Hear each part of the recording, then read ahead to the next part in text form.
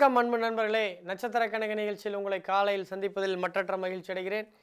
இன்றைய தினம் ஆங்கில மாதம் செப்டம்பர் 18ஆம் தேதி, தமிழ் மாதம் 2ஆம் தேதி, புரட்டாசி மாதம், வெள்ளிக்கிழமை, வளர்பிறை பிரதமை, உத்திரம் நட்சத்திரம், சுபத்திரை நாமயோகம், பவம் கரணம் ஆகிய சுபதினத்தில் 12 ராசி பலன்களையும் 27 நட்சத்திர பலன்களையும் முதலில் பார்ப்போம்.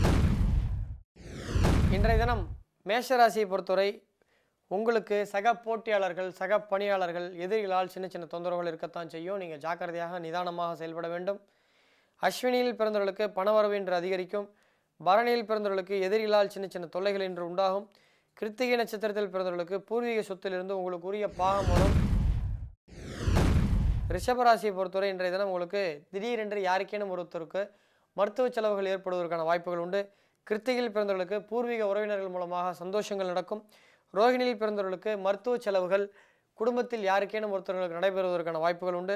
மிருகசீடத்தில் பிறந்தவர்களுக்கு குழந்தைகளால் சின்ன சின்ன மனக்கஷ்டம் ஏற்படுவதற்கான வாய்ப்புகள் உண்டு. மிதுன ராசியை பொறுத்தவரை இன்றைய தினம் உங்களுக்கு உல்லாச பயணங்கள் செல்லக்கூடிய வாய்ப்புகள் உண்டு. திருவாதிரையில் பிறந்தவர்களுக்கு குலதெய்வ கோயிலுக்கு அல்லது ஏதாவது தெய்வ வழிபாடு, இஷ்ட தெய்வ வழிபாடுகளுக்கு செல்வதற்கு வாய்ப்புகள் உண்டு. புனர்பூசத்தில் பிறந்தவர்களுக்கு வீட்டிற்கு தேவையான உபயோகமான பொருட்கள் வாங்குவதற்கான வாய்ப்புகள் உண்டு. கடகராசியை பொறுத்தவரை இன்றைய தினம் உங்களுக்கு ஒரு மந்த நிலை ஏற்படுவதற்கான வாய்ப்புகள் உண்டு. பூசத்தில் பிறந்தவர்களுக்கு கல்வியில் ஞாபக மறதி ஏற்படும். புனர்பூசத்தில் பிறந்தவர்களுக்கு வீட்டுக்கு தேவையான உபயோகமான பொருட்கள் வாங்குவதற்கான வாய்ப்புகள் உண்டு. ஆயில்யத்தில் பிறந்தவர்களுக்கு சகோதரர்களின் உதவிகள் கிடைக்கும். சிம்மராசியை பொறுத்தவரை இன்றைய தினம் உங்களுக்கு பக்கத்து வீட்டுக்காரர்கள் மூலமாக சின்ன சின்ன தொந்தரவுகள் வரத்தான் செய்யும்.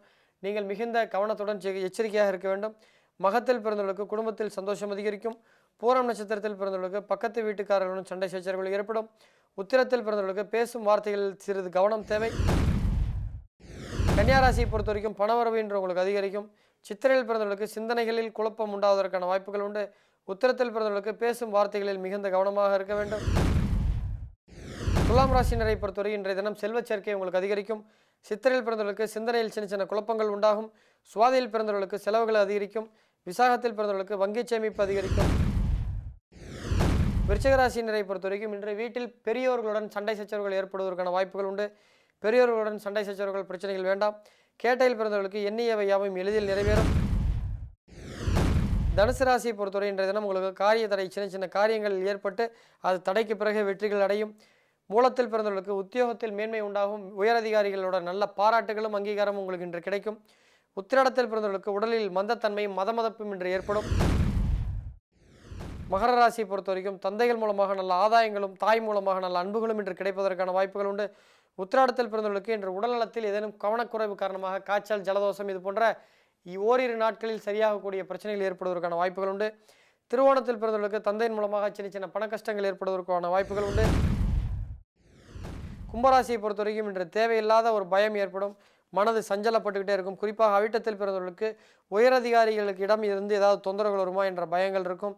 சதயத்தில் பிறந்தவர்களுக்கு புதிய முதலீடுகள் லாபத்தை தரும். கும்பராசியினுடைய புரட்டாதி நட்சத்திரத்தை பொறுத்த வரைக்கும் எதிர்பாராத அதிர்ஷ்டங்கள் உண்டாகும். மீனராசியை பொறுத்தவரை இன்றைய வாகனங்களை கையாளுவதில் மிகுந்த கவனமாக இருக்க வேண்டும்.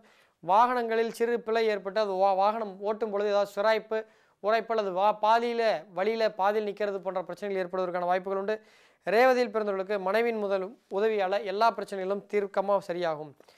நேரில் இன்றைய தினத்தினுடைய சிறப்புகள் நம்ம பார்த்தோம். இன்றைய தினத்தில் என்னெல்லாம் செய்யலாம் என்று பார்க்கும் பொழுது இன்றைய தினம் உங்களுக்கு வீட்டுக்கு தேவையான உபயோகமான பொருட்கள் வாங்குவதற்கான நாள் நல்லா இருக்கும் இன்றைக்கி. ஸோ இன்றைய தினம் அரசு அதிகாரிகளை பார்ப்பதற்கு நல்ல நாள்.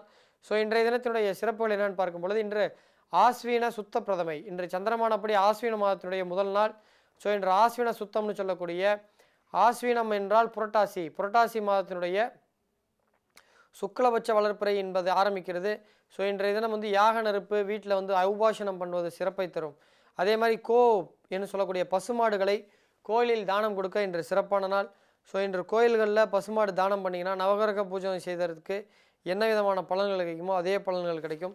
ஸோ இன்றைய ஜாதகப்படி பார்க்கும் பொழுது, கோச்சார ஜாதகப்படி பார்க்கும் பொழுது இன்றைய தினத்தினுடைய சிறப்புகள் என்ன நம்ம பார்க்கும் பொழுது இன்றைய தினம் நவராத்திரி பூஜை ஆரம்பம்.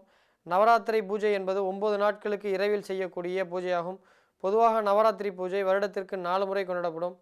ஆனால் இன்றைய காலங்களில் ஒரு முறை தான் கொண்டாடுறாங்க. ஜேஷ்ட மாதம்னு சொல்லுவாங்க. ஜேஷ்டாமி மூதேவின்னு சொல்லக்கூடிய அக்காவிக்கு, அதாவது லக்ஷ்மி சரஸ்வதியுடைய மூத்த அக்காவுக்கு கொண்டாடக்கூடியது ஜேஷ்ட மாதம்.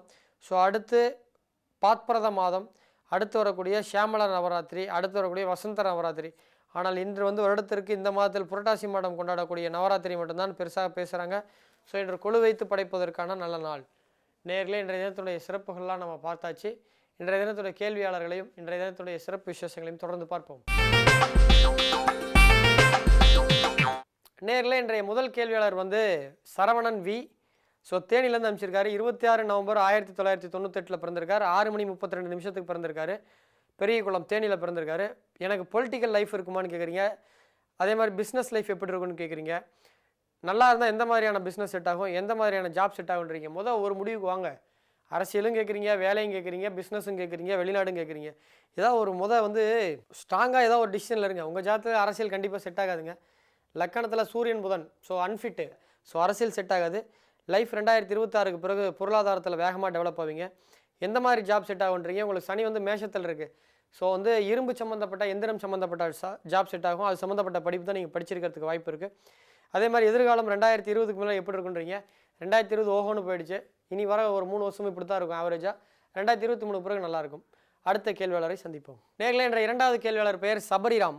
24 ஜூலை 1997 மாலை 6:09 ஈரோட்டில் பிறந்திருக்கார். பாலாஜி ஹாசன் சார், எனக்கு எப்போது நல்ல வேலை கிடைக்கும்.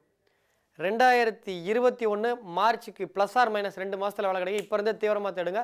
2021 இதே மாதம் நல்ல வேலையில் நம்ம நிகழ்ச்சியை பார்த்துட்டு அவசரமாக கிளம்புற மாதிரி இருக்கும். தீவிரமாக தேடுங்க. நான் கிடைக்கும்னு சொல்லிட்டேன்னா வீட்டிலே கால் மேலே கால் போட்டு வந்தாலும் வராது. தேடணும். நல்ல காலத்தில் தேடணும். தேடனா கண்டிப்பாக கிளிக் ஆகும். எதிர்பாராத விதமாக கிளிக் ஆகும். நேர்களே, என்ற 2 கேள்வியாளர்களை பார்த்துவிட்டோம்.